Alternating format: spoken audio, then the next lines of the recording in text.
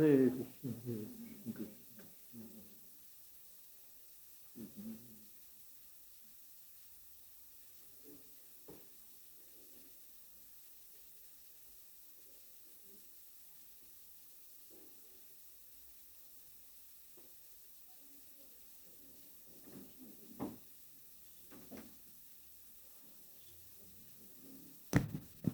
Hare Krishna.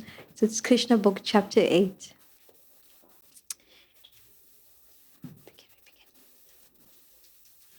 Vision of the universal form. After this incident, Vasudeva asked his family priest, Garga Muni, to visit the place of Nanda Maharaj in order to astrologically calculate the future life of Krishna. Garga Muni was a great saintly sage who had undergone many austerities and penances and been appointed priest of the Yadav dynasty. When Garga Muni arrived at the home of Nanda Maharaj was very pleased to see him and immediately stood up with folded hands and offered his respectful obeisances. He received Garga Muni with the feeling of one who is worshipping the Supreme Personality of Godhead. He offered him a nice sitting place, and when he sat down, Nanda Maharaj offered him a warm reception. Addressing him very politely, he said, "My dear Brahmana, your appearance in a householder's place is only to enlighten.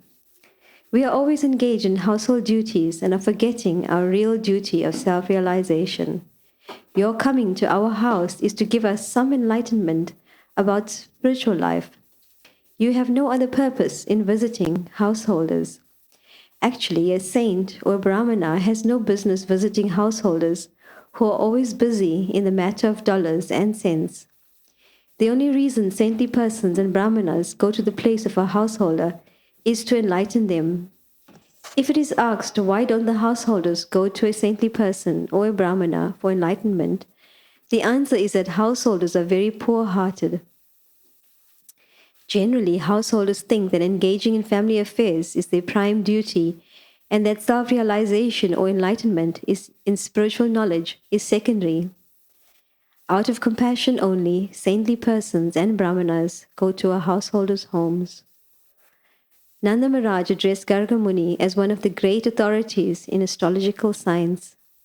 The foretellings of astrological science, such as the occurrence of solar or lunar eclipses, are wonderful calculations, and by this particular science a person can understand the future very clearly. Garga Muni was proficient in this knowledge. By this knowledge, one can also understand what his previous activities were that are causing him to enjoy or suffer in this life. Nanda Maharaj also addressed Garga Muni as the best of the Brahmanas. A Brahmana is one who is expert in the knowledge of the Supreme. Without knowledge of the Supreme Absolute, one cannot be recognized as a Brahmana. The exact word used in this connection is Brahmavidham, which means those who know the Supreme very well. An expert Brahmana is able to give reformatory facilities to the subcastes, namely the Kshatriyas and the Vaishyas. The sutras observe no reformatory performances. The Brahmana is considered to be the spiritual master or priest for the Kshatriya and Vaishya. Nanda Maharaj happened to be a Vaishya and he accepted Garga Muni as a first-class Brahmana. He therefore offered his two foster sons, namely Krishna and Balaram, to him to purify. Nanda stated that not only these boys, but all human beings just after birth should accept a qualified Brahmana as spiritual master. Upon this request, Garga Muni replied, "Vasudev has sent me to see to the reformatory performances of these boys, especially Krishna's, but if I do so, it may incidentally appear that Krishna is the son of Devaki, since I am Vasudev's family priest." By his astrological calculation, Garga Muni could understand that Krishna was the son of Devaki, which Nanda did not know.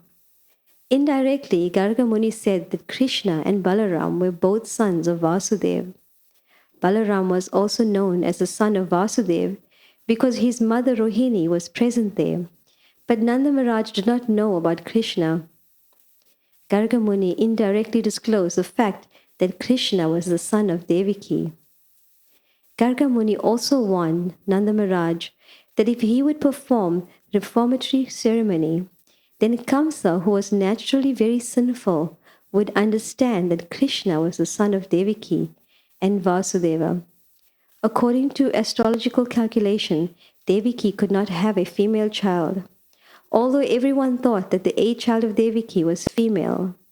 In this way, Garga Muni intimated to Nanda Maharaj that the female child was born of Yashoda and that Krishna was born of Devaki, and they were exchanged. Also, the female child Durga had informed Kamsa that the child would kill him as already born somewhere else. Garga Muni stated, "If I give your child a name and if he fulfills the prophecy of the female child to Kamsa, then it may be that the same sinful demon will come and kill this child also after the name-giving ceremony.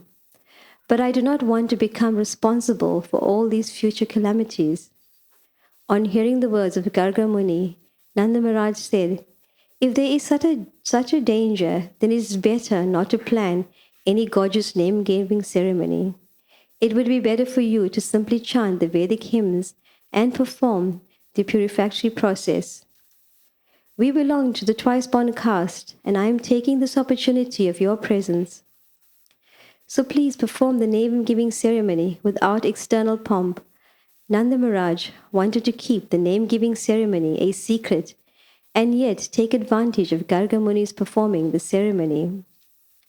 When Garga Muni was so eagerly requested by Nanda Maharaj, he performed the name-giving ceremony as secretly as possible in the cowshed of Nanda Maharaj. He informed Nanda Maharaj that the son of Rohini would be very pleasing to his family members and relatives and therefore would be called Rama. In the future, he would be extraordinarily strong and therefore would be called Baladev. Garga Muni said further, "Because your family and the family of the Yadus are so intimately connected and attracted, his name will also be Sankarshan." This means that Garga Muni awarded 3 names to the son of Rohini, namely Balaram, Sankarshan, and Baladev. But he carefully did not disclose the fact that Balaram had also appeared in the womb of Devaki and was subsequently transferred to the womb of Rohini. Krishna and Balaram are real brothers, being originally the sons of Devaki. Garga Muni then informed Nanda Maharaj, "As far as your son is concerned, this child has taken different bodily complexions in different yugas, that is millennia. First of all, he assumed the color white, then the color red, and then the color yellow, and now he has assumed the color black. Besides that, he was formerly the son of Vasudeva. Therefore, his name should be Vasudev as well as Krishna. Some people will call him Krishna, and some will call him Vasudev. But one thing you must know, this son has had many, many other names and activities due to his different pastimes." Garga Muni further hinted to Nanda Maharaj that his son would also be called Giridhari because of his uncommon pastime of lifting Govardhan hill. Since Garga Muni was an astrologer, he could understand everything, past and future, and thus he said, "I know everything about his activities and names, but others do not know. This child will be very pleasing to all the cowherd men and cows. Being very popular in Vrindavan, he will be the cause of all good fortune for you. Because of his presence, you will overcome all kinds of material calamities despite opposing elements." Garga Muni continued to say, "My dear king of Raja, in his previous births, this child many times protected righteous persons from the hands of rogues and thieves whenever there was a political disruption. Your child is so powerful that anyone who will become a devotee of your boy will never be troubled by enemies. Just as demigods are always protected by Lord Vishnu, the devotees of your child will always be protected by Narayana, the Supreme Personality of Godhead. This child will grow in power, beauty, opulence, in everything on the level of Narayan, the Supreme Personality of Godhead. Therefore, I would advise that you protect him very carefully so that he may grow without disturbance. In other words, Garga Muni informed Nanda Maharaj that because he was a great devotee of Lord Narayan, the Lord had given him a son equal to himself. At the same time, Garga Muni indicated that this son would be disturbed by so many demons and that Nanda should therefore be careful and protect him. In this way, Garga Muni convinced Nanda Maharaj that Narayan himself had become his son. In various ways, he described the transcendental qualities of his son. After giving this information, Garga Muni returned to his home. Nanda Maharaj began to think of himself as the most fortunate person, and he was very satisfied to receive such a benediction in this way. A short time after this incident, both Balaram and Krishna began to crawl on their hands and knees. When they were crawling like that, they pleased their mothers. The bells tied to their waist and ankle sounded fascinating, and they would move around very pleasingly. Sometimes, just like ordinary children, they would be frightened by others and would immediately hurry to their mothers for protection.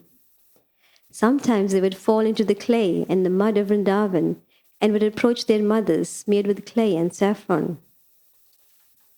They were actually smeared with saffron and sandalwood pulp by their mothers, but due to crawling over muddy clay, they would simultaneously smear their bodies with clay. As soon as they would come crawling to their mothers, Yashoda and Rohini would take them on their laps, and covering them with the lower portion of their saris, allow them to suck their breasts. When the babies were sucking their breasts, the mothers would see small teeth coming in. Thus their joy would be intensified to see their children grow. Sometimes the naughty babies would crawl up to the cow shed, catch the tail of a calf, and stand up. The calves being disturbed would immediately begin running here and there, and the children would be dragged over clay and cow dung. To see this fun, Yashoda and Rohini called all their neighborhood friends, the gopis. Upon seeing these childhood pastimes of Lord Krishna, the gopis would be merged in transcendental bliss. In their enjoyment, they would laugh very loudly. Krishna and Balaram were so restless that their mothers, Yashoda and Rohini, would try to protect them from cows, bulls, monkeys, water, fire, and birds while they were executing their household duties. Always being anxious to protect the children and to execute their duties, they were not very tranquil. In a very short time, Krishna and Balaram began to stand up and slightly move on their legs. When Krishna and Balaram began to walk, other friends of the same age joined them, and together they gave the highest transcendental pleasure to the gopis, specifically to Mother Yashoda and Rohini. All the gopi friends of Yashoda and Rohini enjoyed the naughty childhood activities of Krishna and Balaram in Vrindavan.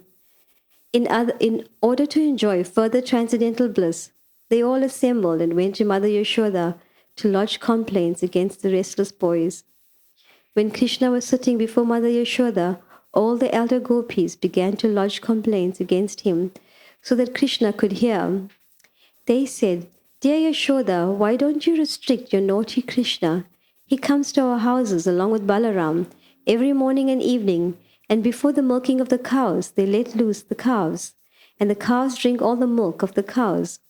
So when we go to milk the cows, we find no milk, and we have to return with empty pots. If we warn Krishna and Balaram about doing this, they simply smile so charmingly that we cannot do anything. Also, your Krishna and Balaram find great pleasure in stealing our stock of yogurt and butter from wherever we keep it. When Krishna and Balaram are caught stealing the yogurt and butter, they say, 'Why do you charge us with stealing? Do you think that butter and yogurt are in scarcity in our house?' Sometimes they steal butter, yogurt, and milk and distribute them to the monkeys. When the monkeys are well fed and do not take any more, then your boys chide, 'This milk and butter and yogurt are useless.' Even the monkeys won't take it, and they break the pots and throw them hither and thither. If we keep our stock of yogurt, butter, and milk in a solitary dark place, your Krishna and Balaram find it in the darkness by the glaring effulgence of the ornaments and jewels on their bodies. If by chance they cannot find the hidden butter and yogurt, they go to our little babies and pinch their bodies so that they cry, and then they go away. If out of fear of these naughty boys we keep our stock of butter and yogurt high on the ceiling, hanging on a swing, although it is beyond their reach, they arrange to reach it by piling all kinds of wooden planks over the grinding machine, and if they cannot reach, they make a hole in the pot. We think, therefore, that you'd better take all the jeweled ornaments from the bodies of your children. On hearing this, Yashoda would say, all right, I will take all the jewels from Krishna so that he cannot see the butter hidden in the darkness. Then the gopis would say, no, no, don't do this. What good will you do by taking away the jewels? We do not know what kind of boys these are, but even without ornaments, they spread some kind of effulgence so that even in the darkness, they can see everything. Then Mother Yashoda would inform them, all right, keep your butter and yogurt carefully so that they may not reach it. In reply to this, the gopis said, yes, actually we do so, but because we are sometimes engaged in our household duties, these naughty boys enter our house somehow or other and spoil everything. Sometimes, being unable to steal our butter and yogurt, out of anger, they pass urine on the clean floor and sometimes spit on it. Now just see how your boys is hearing these complaints.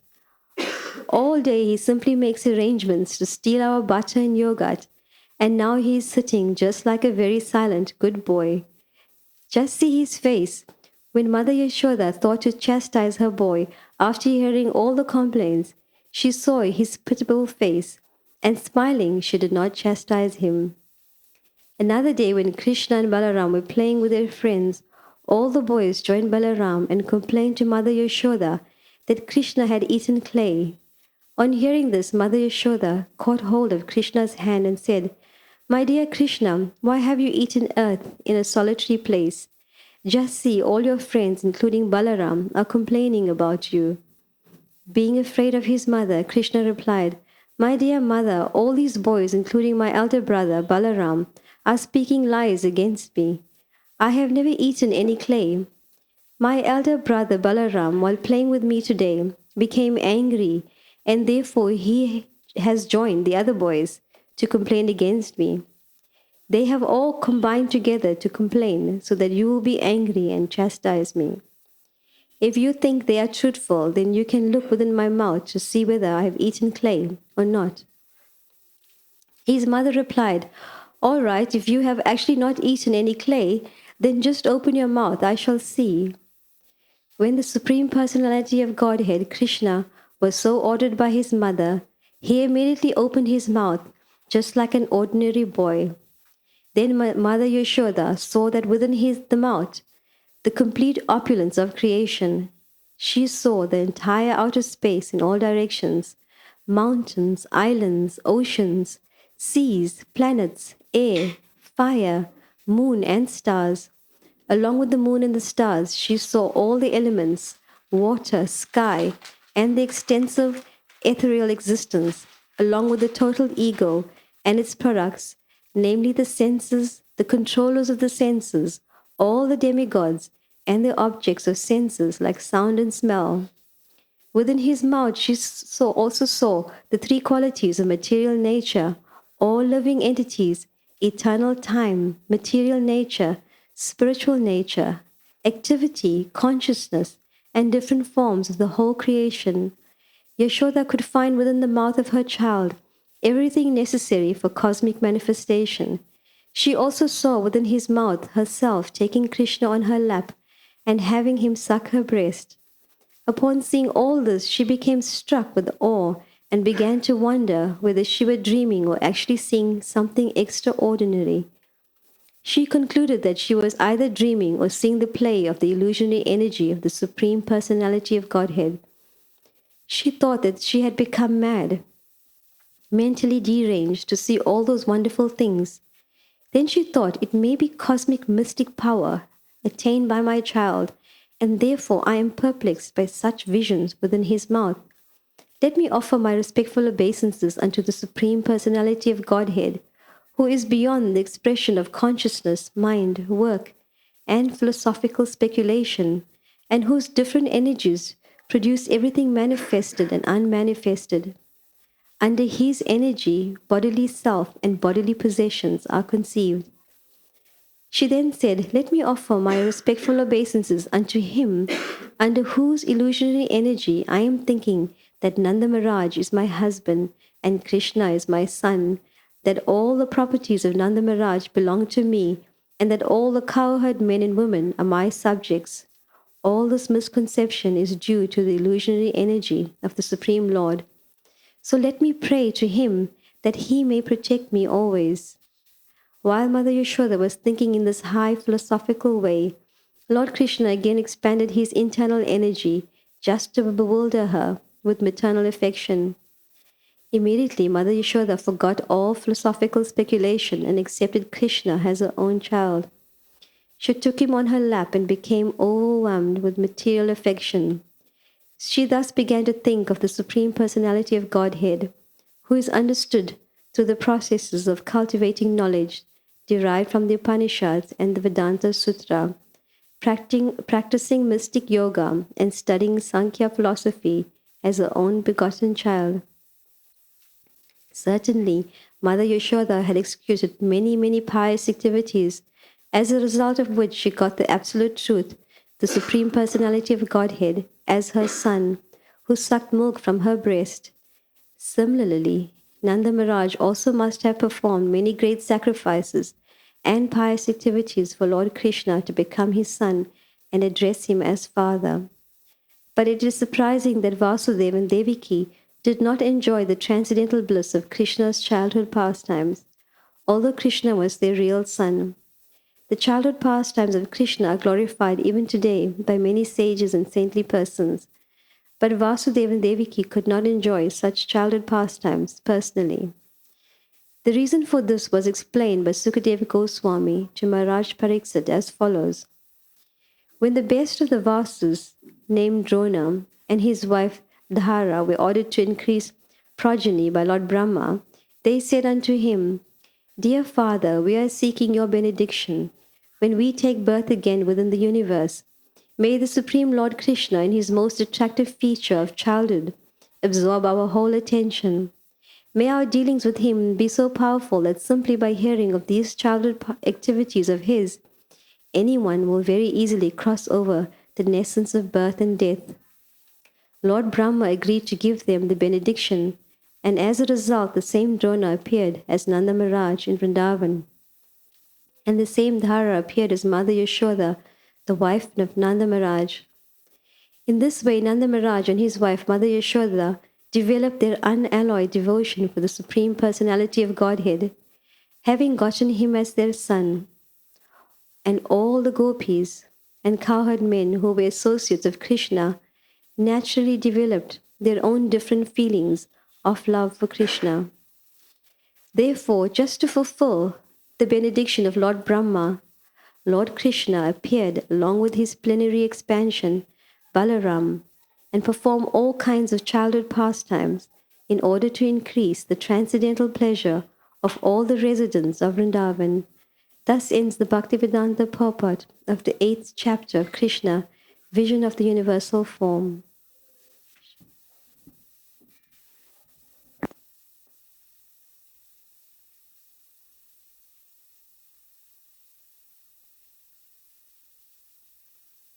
Om Ajnana Timirandhasya Gyananjana Shalakaya Chakshun Militam Jena Tasmai Shri Gurave Namaha Shri Chaitanya Manobhistam Stapitam Jena Bhutale Swayam Rupa Kodamahyam Dadhati Shapadantikam.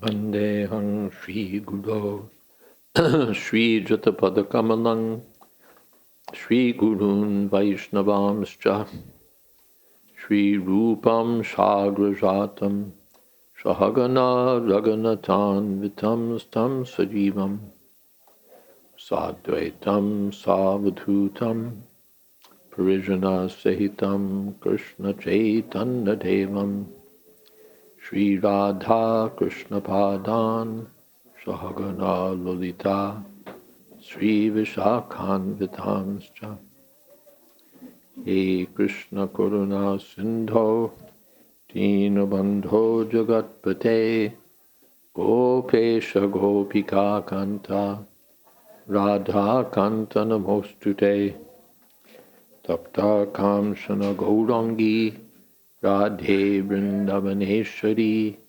Prishabhanu Sute Devi Pranamami Hori Priye Vanchakol Patarubhyascha Kripa Sindho Bhyevacha Patitanam Pavanebhyo Vaishnavebhyo Namo Namaha Shri Krishna Chaitanya Prabhu Nityananda Shri Advaita Gadadhar Shivasadi Gaur Bhaktarinda Hare Krishna Krishna Krishna Hare Hare Hare Rama Rama Rama Hare Hare.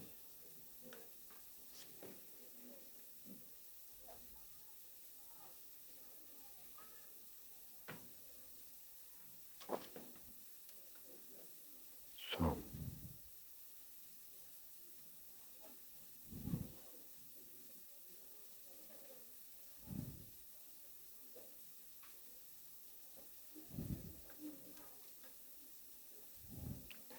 the first incident is that Vasudeva sent his family priest and astrologer Gargamuni to Nanda Maharaj to perform the purificatory ceremonies, the name-giving ceremony of Krishna and Balaram. These Gargamuni was a learned Brahmin. The Brahmins used to know the science of the absolute truth. They would also know astrology. They would also know medicine. So when they would travel to the houses of the householders could take advantage of all these services at no charge. And the Brahmins would, the householders would give some contribution. This way the Brahmins would carry on. And the Nanda Maharaj received him as if receiving the Supreme Personality of Godhead with great respect. And Prabhupada asks, why is it that the Brahmins would visit the houses of the householders? And it's because the householders don't go to seek spiritual messages from the Brahmins. The Brahmins have to go out and deliver. And Nanda Maharaj said this, that we're poor-hearted because we're householders. Generally, we take family affairs to be paramount. My business is to see that my family is taken care of. I have a great responsibility. I have to see to their welfare, and I have to see to the child's education, and I have to see to this and see to that and this and that, all wrapped up in family activities. And for spiritual realization, yes, very important, yes, but not give much attention. So therefore, the saintly persons visit the homes of the householders to give them some messages of spiritual understanding.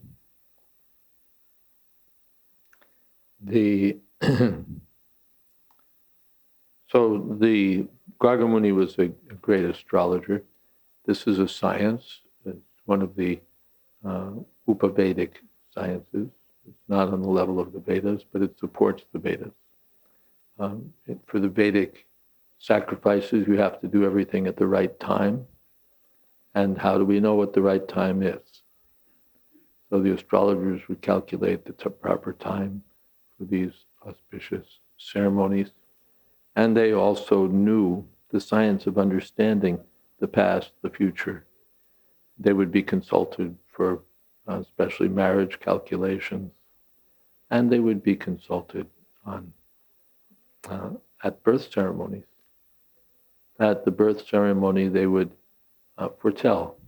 They might tell something about the past of the child, and they would tell something of the child's future activities, and they would give an auspicious, usually auspicious, name for the child.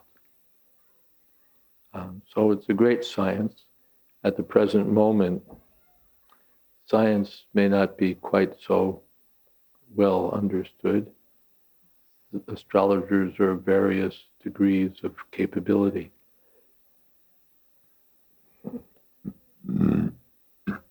Prabhupada in his last month sometimes had the devotees consult some astrologers to see what might happen. And I think there were maybe 5 astrologers consulted about Prabhupada's condition. And out of all of them, only one got it right. The others were quite off base. The one who was right was exactly right, but the others were quite wrong. But it's a science, and one who knows the science well can understand past, present, and future.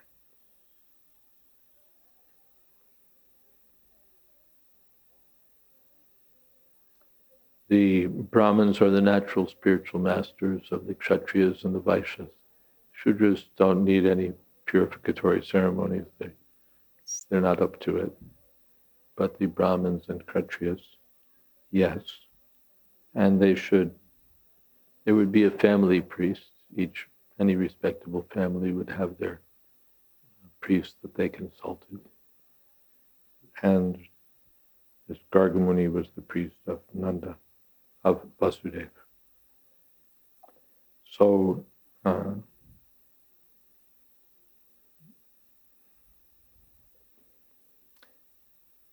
Gargamuni was asked to perform these ceremonies, but he told Nanda Maharaj that if I do it,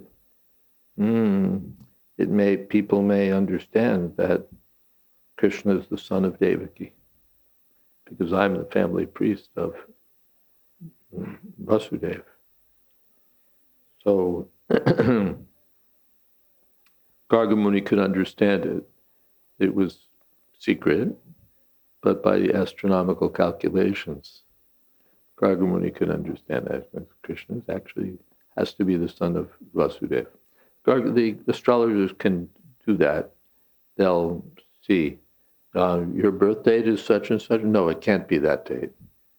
It has to be such and such date because you were married on such and such date. You had your first child on such and such date. So no, this birth date is not correct, or this time is not correct. That's called, there's a name for it, but it's like reforming the chart, getting it, straightening out the chart. Rectification, thank you. The astrologer can't just accept all the data at face value. All right, but he sees, no, this can't be right, because they don't match. So then by seeing the events of the person's life so far, it must be then back on track. So Gargamuni could understand these things, and he could also understand, of course, it was known to Nanda Maharaj that Balaram is the son of Rohini. Rohini was there with them. But he didn't know that Balaram was also the son of Devaki, because he'd been transferred from the womb of Devaki to the womb of Rohini. That we heard in the first chapter. So Gargamuni knew that, Nanda Maharaj didn't. But indirectly, Gargamuni indicated that both Balaram and Krishna were sons of Vasudeva. And he warned Nanda Maharaj that if I do this ceremony, Kamsa is likely to come to know that the eighth child of Devaki is here, Krishna. That he could understand that Devaki couldn't have had a female child. Kamsa was taken in. He thought, yes, even the demigods have lied, or their foretellings have come to be false, because this eighth child is female, not male. But Gargamuni can understand, no, it couldn't have been female. So he knew. So he knew that the female child had been born of Yashoda and the male child of Devaki, and the switch had been taken place.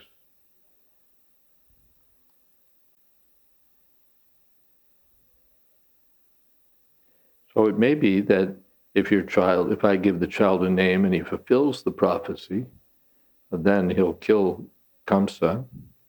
But it may be also that the demon will come and kill the child. He'll come to know this is the eighth child, and I don't want to be responsible. So Nanda Maharaj was still very eager to have Gargamuni perform this auspicious function. So he proposed that let's just do it in a secret place then. Let's not abandon the ceremony. And so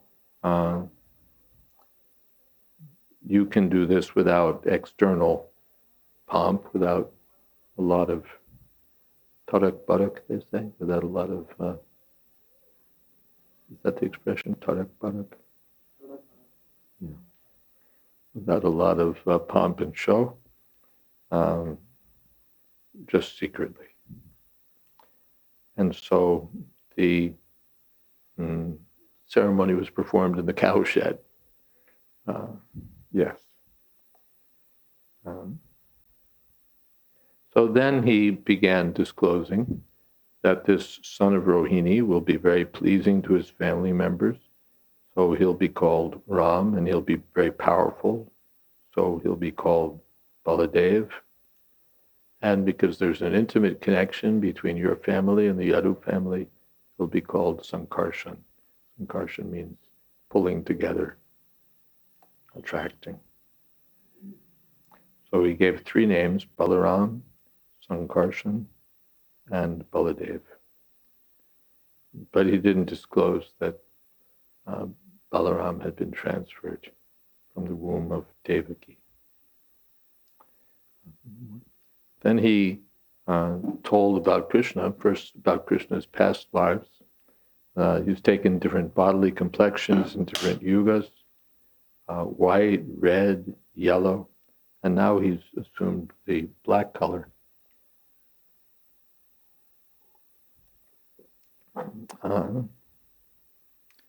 This verse is important. It indicates the identity of the Yuga avatars. And from this description, Sanatana Goswami could understand that, he asked, Chaitanya Mahaprabhu was describing the various expansions of the Lord, various incarnations of the Lord, Manvantara avatars, Leela avatars, Purusha avatars, Guna avatars. So when he came to Yuga avatars, he described everything. And when he described the Yuga avatars, Sanatana Goswami could understand that that's you. You're that yellow incarnation. Black incarnation we know is Krishna, white and red incarnations have appeared. So you must be that yellow or golden incarnation. Chaitanya Mahaprabhu said, don't be tricky, let's go on and talk about the Manvantara avatars.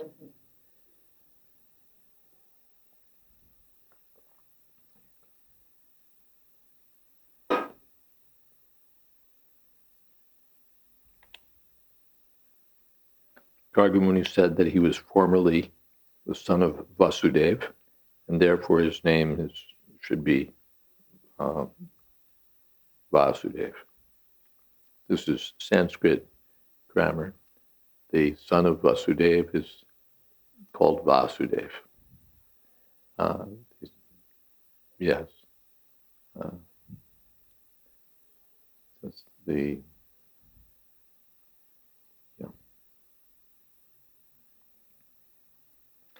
Some people will call him Krishna, some will call him Vasudeva. He'd be called Giridhari. This question came up the other day that Krishna was addressed by different names pertaining to pastimes he hadn't performed yet. So here, the names were already there, and Gargamuni knew them. It's just a question of time. Like Prabhupada was sitting on the park bench, and yes, we have many centers all over the world. Only time is separating us.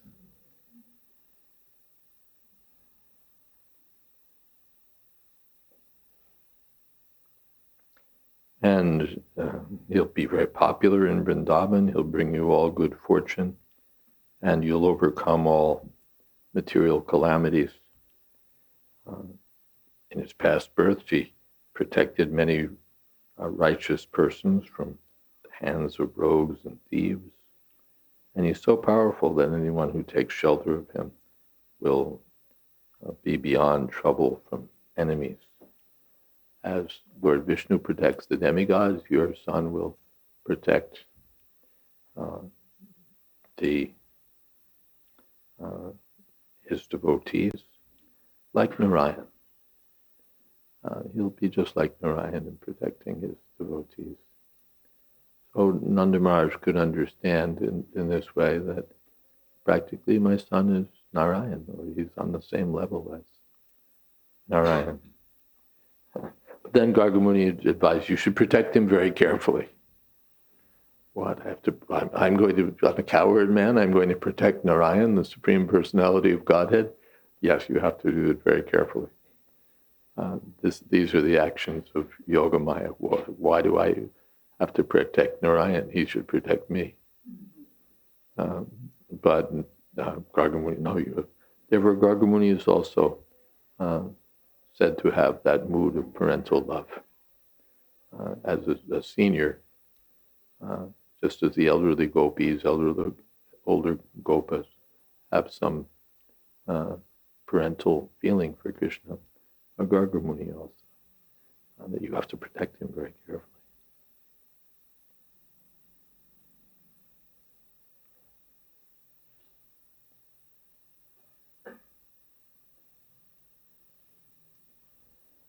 So that was the name-giving ceremony, and Nanda Maharaj thought that he was very fortunate to have such a son. And then we hear about Krishna's pastimes, Krishna and Balaram, as babies. They began to crawl on their hands and knees, and they had bells tied to their waists and their ankles, and the bells made a fascinating sound. This is how it is.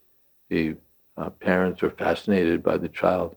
Oh, see how he's moving, see how he's walking, see how he's trying to speak. See, they become fascinated by all these things. And this is Maya.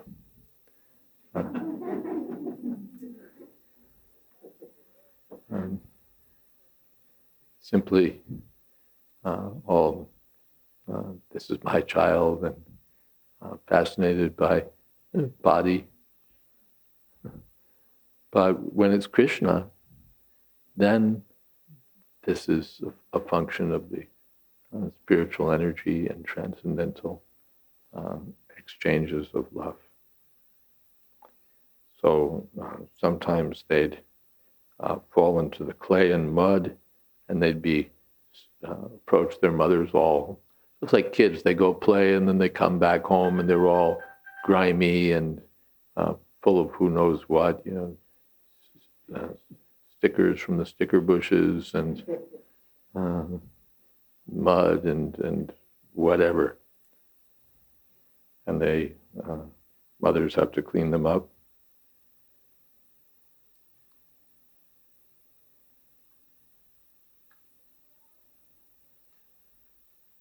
And the mothers would be suckling the child, and they'd see the small teeth coming in. That's more pleasure in seeing how the child is growing. And sometimes they'd crawl up to the cowshed, catch a calf by the tail, no riding, being dragged here and there through the clay and the cow dung. And Yashoda and Rohini would call the neighbors, such a siege. And everyone would laugh and enjoy these pastimes of Balaram and Krishna. And Rohini and Yashoda would always have to be protecting them from monkeys and bulls and water and fire and birds, and at the same time be carrying out their household duties. So Prabhupada said they weren't very peaceful. They didn't have tranquility. And Bhagavad Gita, Ashantasya kuta sukham, if one is not peaceful, how can he be happy? But here their anxiety for Krishna and Balaram was a source of transcendental happiness. Then Krishna and Balaram began to walk, and they joined other friends of the same age, and then more mischief. And so the gopis, older cowherd women, came as a group to lodge complaints against Krishna. And actually, Srila Prabhupada explained it, and of course they did it in Krishna's presence. So we're going to tell about Krishna's activities, and he's going to sit there and listen. So Prabhupada explained that actually this was a transcendental pleasure for them. Essentially, it was kirtan. We're going to sit here and tell about the wonderful activities of Krishna, but it'll be in the form of a complaint. We're just as we're hearing these activities in the form of a complaint. Your boy does this, your boy does that. And we're thinking, oh, it's so wonderful. They performed all these wonderful activities. Even the gopis were appreciating, actually, these wonderful activities. And therefore they were performing kirtan. They let loose the calves before the milking time. They smashed the butter pots. They make holes in the pots if we hang them from the rafters. They distribute to the monkeys, and then when the monkeys are full, your butter's bad, even the monkeys won't take it. Then they find things even in the dark by their jewels. All right, I'll take away the jewels. No, don't take away their jewels. They've got some sort of effulgence, so it won't help.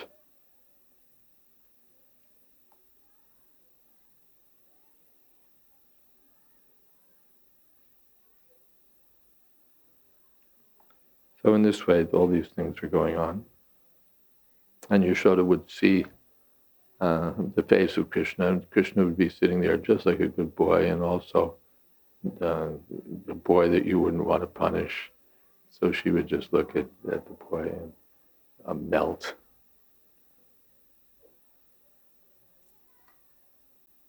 Then one time when Krishna and Balaram were playing, all the boys lodged a complaint with Yashoda Mai that Krishna was eating earth. He was eating clay.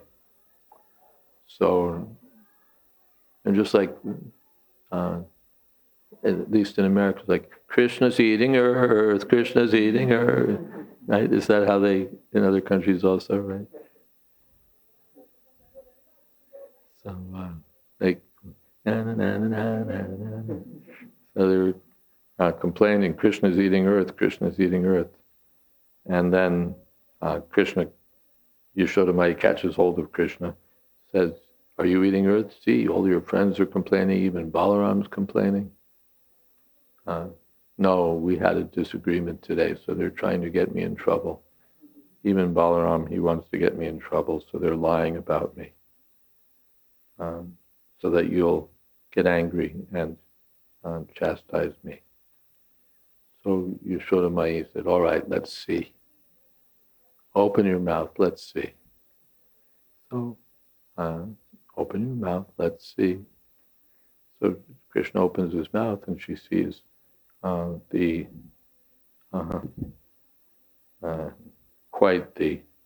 opulence of creation. She sees outer space, all the directions, mountains, islands, oceans, seas, planets, air, fire, the moon, the stars, and the elements, up through ether, ego, the senses, basically all the categories of Sankhya philosophy, the sense objects, the senses, the mind, the ego, the material, gross elements, subtle elements. She sees everything within the mouth of Krishna.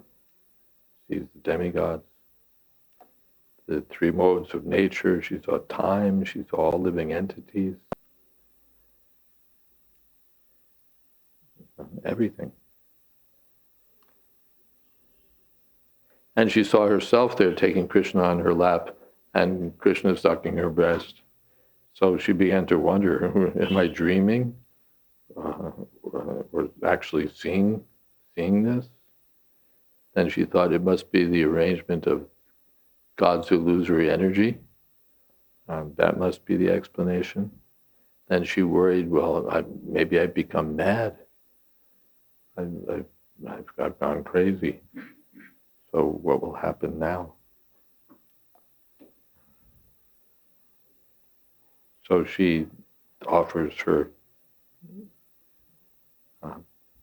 obeisances to the Supreme Personality of Godhead, who's beyond consciousness, the mind, work, philosophical speculation, whose energies produce everything.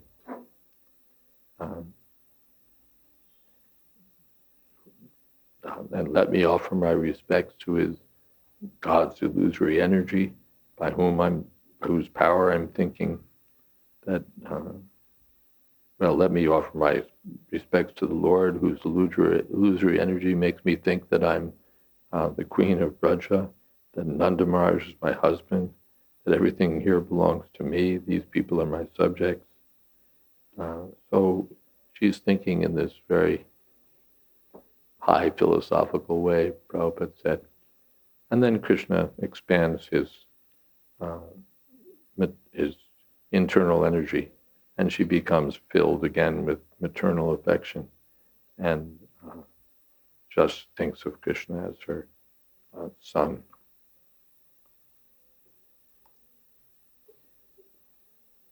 So certainly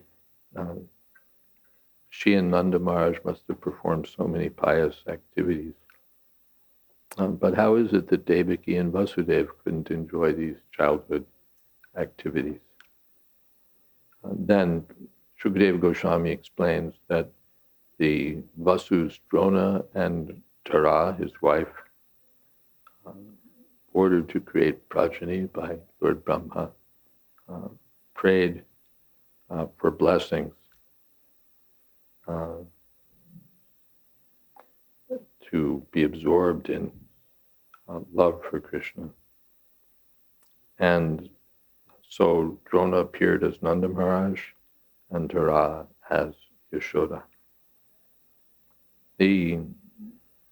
One might ask how it is that the eternal mother and father of Krishna underwent these austerities to become the parents of Krishna.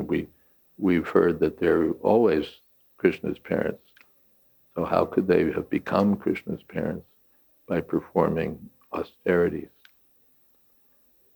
Jiva Goswami explains this.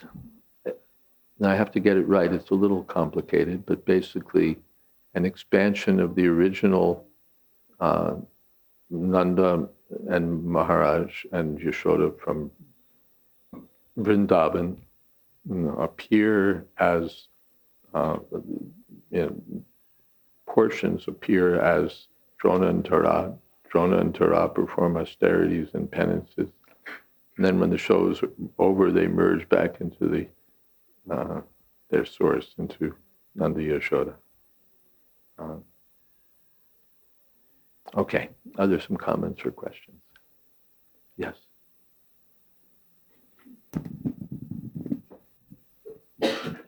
Hare Krishna, thank you, Maharaj.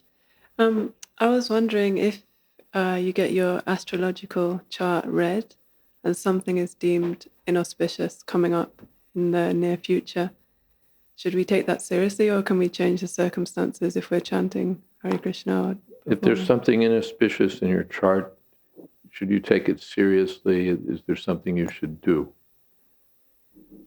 The first thing is there's charts and there's charts, as I mentioned before. During Kartik, there was some fellow sitting out here on the road behind Krishna Balaram, behind the MBT, in front of the MBT. I'm sure he must be the best astrologer in all of UP. So that's one thing. We never know how good these people are, or not so good they might be. And another thing is, yes, by devotional service, one time Giriraj Maharaj went to make members in Bombay, and one prospective member, I think, was also an astrologer, among other things. And so he wanted to read the palms of the devotees. So he read Giriraj Maharaj's palm and said that in the future he would leave Krishna consciousness. So Giriraj Maharaj was quite disturbed.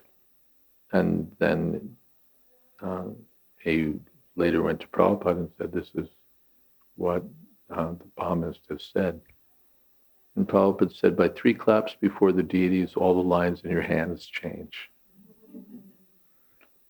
So the devotee is under the protection of Krishna. Someplace in the prayers of Prahlad Maharaj, maybe somebody remembers, says that like in the devotee's chart, the Krishna planet is in every house. So in that way, the devotee is protected. Another thing is that for the devotee, everything becomes auspicious. If you read the chart of Yudhisthira Maharaj, you'd find that he was destined to lose his kingdom and be banished to the forest for 14 years, and all of that. That is so many things you find. But that's all auspicious because it comes because he comes within the protection of Krishna. What's inauspicious can become auspicious. Shall I tell you some of the inauspicious things in my chart?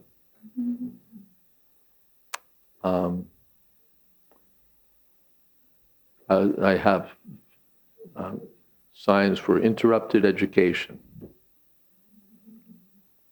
So I left school and joined the Hare Krishna movement.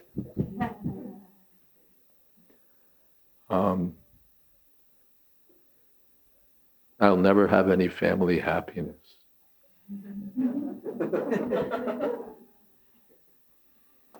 And I'll never be blessed to live at home.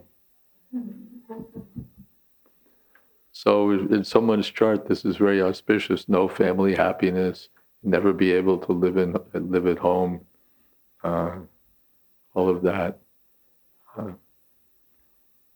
But for a devotee, it's very fortunate. Even I also was with Lokanath Maharaj on the Padayatra, and when we were in Allahabad, there was one member who was also a member of parliament, and his hobby was reading palms. So of course he had to read the palms of all the devotees. All right. And so he's dusting off the palms and reading. So he looked at my palm. He said, is your father still alive? I said, no. He said, did he leave you any money? I said, no. How are you living?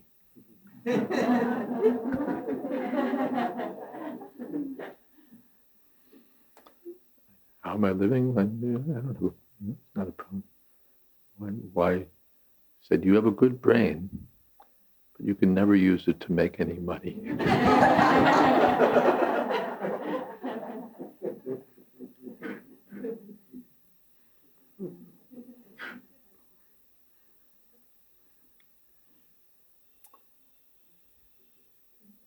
I also read a palm one time. I didn't know anything about palmistry, but I was on a train and in India, there were these two girls. One girl said, could you read my palm?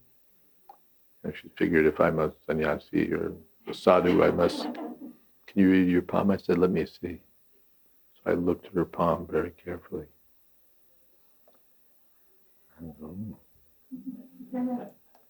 I can see from your palm that if you chant Hare Krishna, your life will be sublime.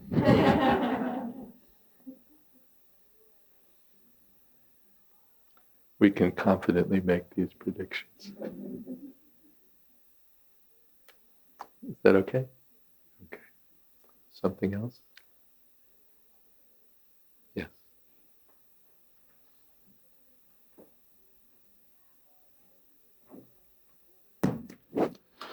Maharaj, when gopis complained that Krishna's body, even without ornaments, it is radiating lights. So, is that Brahmajyoti light or what? Which effulgence is coming? Can we call it Brahmajyoti effulgence? Yes, it's described that Krishna's effulgence, yasya prabha prabhavata jagadanda koti. All the planets are floating in the bodily effulgence of Krishna. Yasya prabha is his effulgence. Of course, that effulgence is not manifested the same way to the Brajbasis or the devotees. What is that? Hiranmayena patrena satyasyapitam mukam.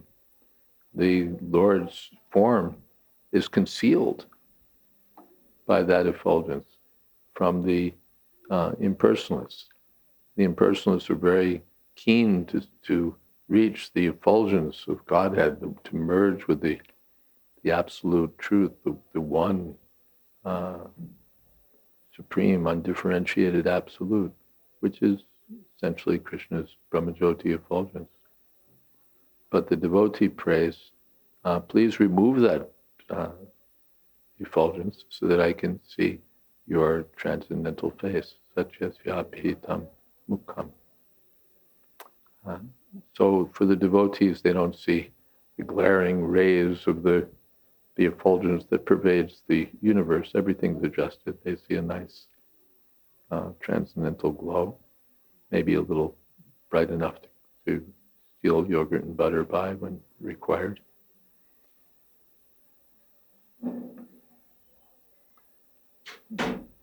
That's even in our experience, if a person is in the mode of goodness or spiritually advanced, they're effulgent. They have, even and people who are like in ignorance, they have their own. They sort of broadcast this darkness or this, what should we say, this kind of ominous, dark energy. Not literally black, but they're surrounded by something, so that people, you don't have to be right there. I mean, they first of all they spread the fragrance of Jack Daniels.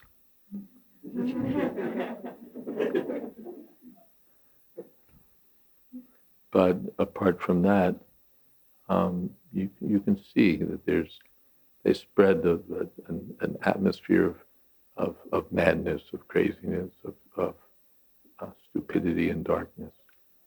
And a saintly person will naturally be effulgent. And so many devotees and even non-devotees saw that Srila Prabhupada was conspicuously effulgent. Conspicuously, he glowed. I mean, not in a, what would you say? Not like a phosphorescent clock or something. But he was bright, effulgent. So Krishna also was effulgent in perfection as the Supreme Personality of Godhead. Okay. And from his effulgence, all the universes are in his effulgence, all the universes are found. That's special. Yes.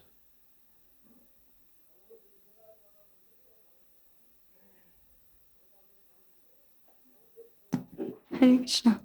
Hare Krishna. This is more of a comment. Mm-hmm. It's more of a comment on what you're sharing about the effulgence. Mm-hmm. My grandfather, Harivilas Prabhu, he received initiation from Prabhupada, not in person. And so when he met Prabhupada, he said that he was envisioning, he's going to be radiant like Jesus Christ, or, something like this. But he said that when Prabhupada came off the tarmac at the airport, he was stunned, and he said that he could understand that this person was greater than Jesus Christ, because his effulgence was like so much, and he was radiant, and he said that he was golden. Yeah. Yes. Yes. Thank you. Mm-hmm. Yes. And one time at Mayapur, Srila Prabhupada was after the greetings of the deities, he was turning around Radha Madhav and Astasaki. And one moment he looked the devotee who was jumping, and he started to jump, and also all devotees, they said that his aura was golden, so effulgent, golden. Yes. Very strong, like Yes. permanently. So many devotees have remarked. Hare Krishna. Hare Krishna. I don't know if you hear this story. A little closer, maybe. When Prabhupada was landing in Frankfurt, I think it was 1974, I'm not sure. But there was also normal public people present there. I don't know if you hear the story. And when he came out from the airplane, and also this normal people, they described, and later on, that the whole airport was glowing. The whole airport. It was like the sun appeared. Yeah. The devotees saw it, but also normal public people as well. There's some story, I forget where. That man is glowing. With the policeman, I think. Policeman, right? Hey, that man is glowing. Shouting like, this man is glowing, this man is glowing. It was conspicuous. And at the same time natural. Just naturally effulgent.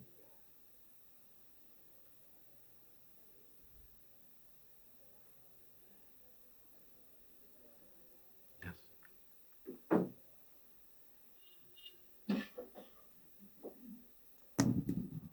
Hare Krishna Maharaj. Just to add a comment before my question, His Holiness Kadamakanana Swami often tells a story about Prabhupada's effulgence being measured on a German light measurement machine, where someone they had a fancy equipment to measure the light, and they'd asked everyone to turn the lights off, and all of a sudden the machine just went bing right to the end, and they were looking what switched on, and they realized it's just Prabhupada. And Prabhupada's effulgence is measured on a German light. Well, if it's measured on a German machine, it has to be. My question is Scientific. about Brahmandagat, where the pastime takes place, where Mother Yashoda looks into Krishna's mouth. And there's a footage of Prabhupada visiting there with the devotees. And I was wondering whether you were at that No, visit. I was not in India in those days. I hadn't come to India until later. Probably Gurudas, Jamuna, maybe Kaushalya. I don't know who else was, maybe Yadavar, Vishaka, the early India crew. You know, as there's an early New York crew, Brahmananda, Gargamuni, Satsuru Maharaj, and so on, and an early San Francisco crew. So there's an early India crew who were very fortunate they got so much association with Srila Prabhupada. I wasn't part of that. I was back in America at the press. So, yeah, I wasn't there. And I have another question that struck me. They're doing this ceremony in secret, the naming ceremony, because you don't want Kamsa to know. But doesn't Kamsa already know because he's sending all these demons and they're finding Krishna and they're trying Yeah, to... he already knew, but it seemed that they were, of course, Gargamuni could have known that, I suppose, also, because he's supposed to be all-knowing. But at least, you know, we know what Krishna wants us to know. Even Prabhupada said that if I'd known that this Mr. Nair was such a cheater, I wouldn't have put money down for the land in Bombay. Said, so, you know, it was Krishna's trick. So, yeah, you could figure it out that they ought to have known because Kamsa did already know. But it was taken that he didn't know. And so we don't want him to find out. Just in international politics, sometimes we act in such a way as not to disclose what's going on. Even though, in fact, our enemy already knows. The Germans had the codes for the Americans had the code, the British and the Americans had the codes for the German ciphers, but the Germans didn't know that. So they were guarding them very carefully, and they were also very confident that we can send our messages encrypted. Meanwhile, the Allies were reading everything. So as far as Nanda and Vasudev and Gargamuni were concerned, we don't want Kamsa to find out, but he already knew.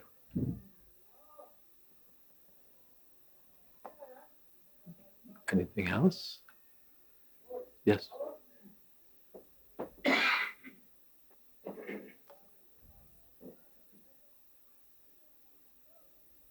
I quoted you in my class the other day, by the way, where I cited you. Maharaj, there's a point you're mentioning now, right now, that the Kansa was already new, but as far as my little understanding is concerned, this prophecy, when the child born out of, declare this prophecy that, your killer has already been born, something. So Miss Kansa got perturbed that, the real danger is already born, so it must be somewhere around. So he gave order to all the, this people to search out all those newborn babies and so somehow he has idea that his enemy has already been That born. was the first thing, but I think Narada told him, right? Narada filled him in. This is what's going on. Oh, that's later that Narada fills him in. Afterwards, Narada fills him in. Yeah, so he knew something's going on, but he didn't know quite what. Sure about which one and where and what. Wasn't sure, so sending his demons indiscriminately. Yeah, thank you. Clarifies that. And Maharaj, one more point I would like to understand from you. that just you mentioned that when a child is born and he's crawling, he's like, he's doing little activities and parents see and they get pleasure out of it. Oh, my child is doing this, my child is doing that, like that. Little small things, which gives so much pleasure to a materially smeared person, energy is smeared. So in Nanda Maharaj case, Yashoda Maharani case, they were also taking sort of pleasure out of it. So is it Maya? You mentioned this is Maya. So is it Maya or is this transcendental energy, bliss, or what is what? When the parents are taking pleasure in all the things that have to do with the child, that's Maya. Yeah. And in fact, this is not my child. He's a spirit soul. He's moving from one body to another under illusion. I'm thinking he's my child. And it's actually not so great that he's changing bodies. It's a form of misfortune. So it's all illusion. But on the spiritual platform, when it's Krishna, the same thing becomes absolute. It's like Krishna's dancing with young girls. In the material world, that's Maya. But when Krishna is dancing with the gopis, that's the highest form of transcendental truth. So how can it be a Maya, in presence of Krishna? In the presence of Krishna? Yeah. They might be unaware of the transcendental bliss and transcendental position of Lord Krishna, but that's in the presence of Krishna. That Maya is Yoga Maya. There's like good Maya and bad Maya. This is good Maya. They're attracted to Krishna because they see little teeth coming in and see him crawling. That's all transcendentally attractive. It may appear just like any child crawling and having his teeth come in, but because it's Krishna, it's transcendental. It may seem that the gopis are attracted to Krishna just because he's a beautiful young boy, but because it's Krishna, it's transcendental. So as soon as Krishna is there, then it's transcendental fact. And as soon as Krishna is not there, then it's the absence of transcendental fact, or the reflection of transcendental fact, perverted reflection. And that's Maya. Okay. Shall we do kirtan? Yes? I think we should. Yes, I was thinking of you.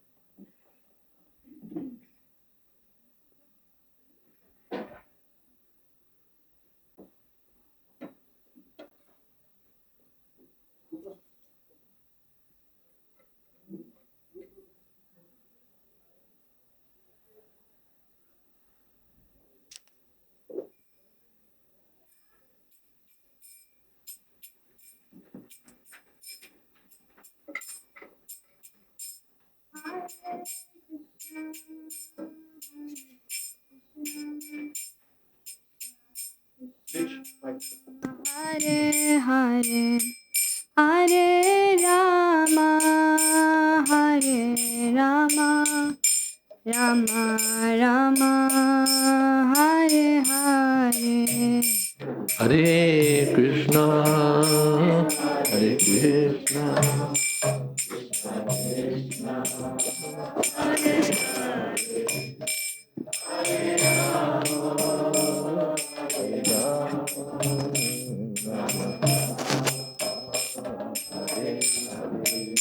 Hare Krishna Hare Krishna Krishna Krishna Hare Hare Hare Rama Hare Rama Rama Rama Hare Hare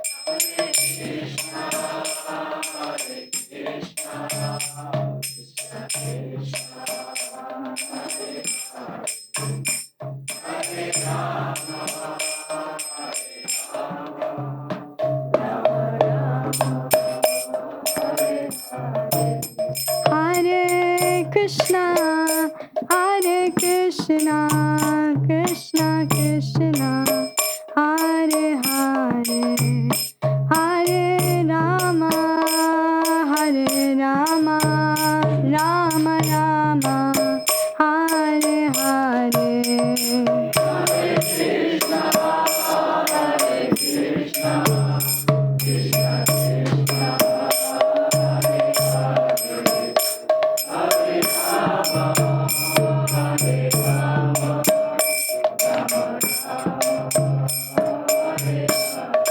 Hare Krishna, Hare Krishna, Krishna Krishna, Hare Hare, Hare Rama, Hare Rama, Rama Rama, Hare Hare.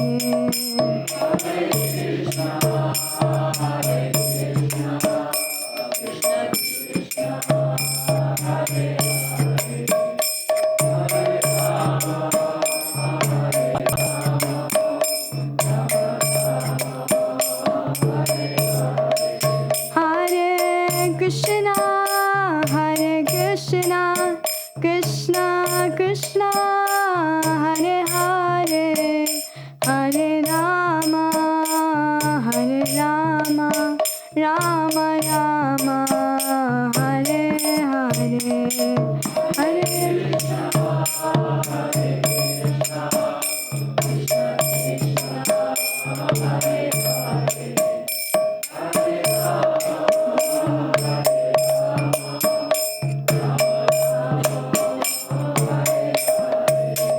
Hare Krishna, Hare Krishna, Krishna Krishna, Hare Hare, Hare Rama, Hare Rama, Rama Rama, Hare Hare.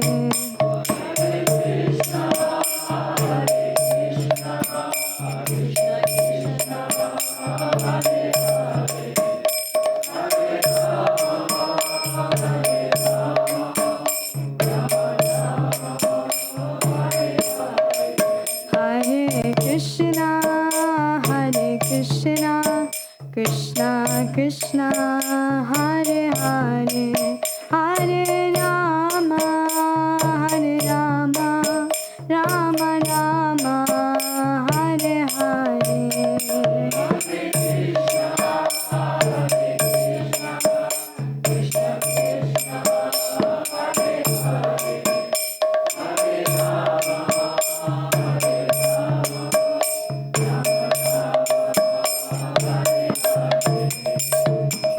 Hare Krishna, Hare Krishna, Krishna Krishna, Hare Hare, Hare Rama, Hare Rama, Rama Rama, Hare Hare, Hare Krishna.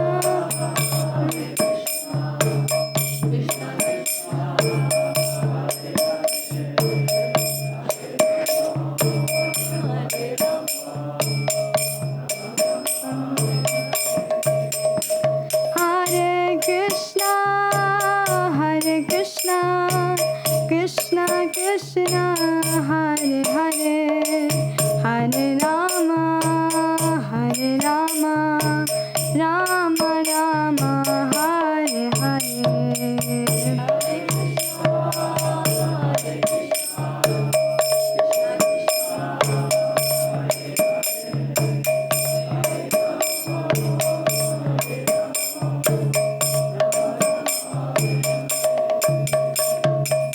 Hare Krishna, Hare Krishna, Krishna Krishna, Hare Hare, Hare Rama, Hare Rama, Rama Rama, Hare Hare, Hare Krishna, Hare Krishna.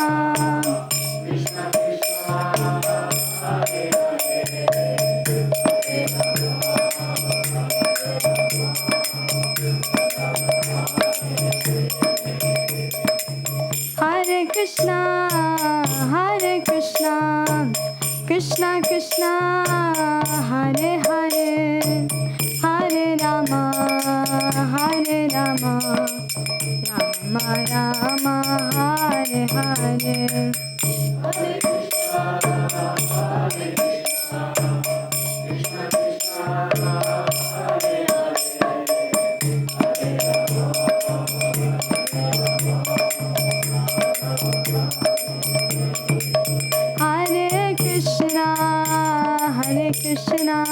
Krishna Krishna Hare Hare Hare Rama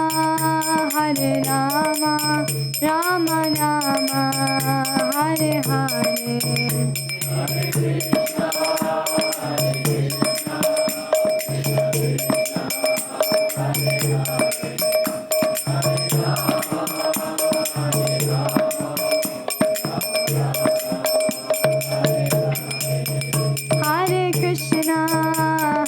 Krishna Krishna Krishna Hare Hare Hare Rama Rama Rama Hare Hare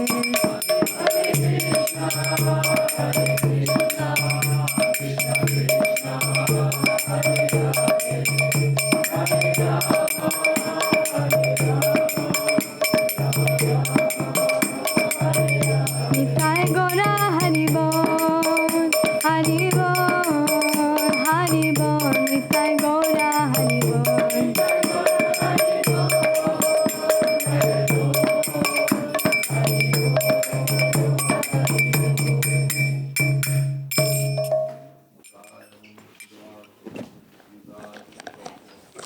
Ashtotar Sri Srimad A.C. Bhakti Vedanta Swami Maharaj Prabhupada Ki Jai. Ananta Koti Vaishnava Vrinda Ki Jai. Namacharya Sri Haridas Thakur Ki Jai. Prem Se Kaho Shri Krishna Chaitanya Prabhu Nityananda Shri Advaita Gadadhar Shivasadi Gaur Bhakta Vrinda Ki Jai. Sri Sri Radha Krishna Gopinath Shyam Kund Radha Kund Giri Govardhan Ki Jai. Vrindavan Dham Ki Jai. Navadip Dham Ki Jai. Jagannath Puri Ki Jai. Gangamai Ki Jai. Jamunamai Ki Jai. Tulsi Devi Ki Jai. Bhakti Devi Ki Jai. Samaveta Bhakta Vrinda Ki Jai. All glories to the assembled devotees. All glories to the assembled devotees. All glories to the assembled devotees. Gaur Premanande Hari Hari Bol.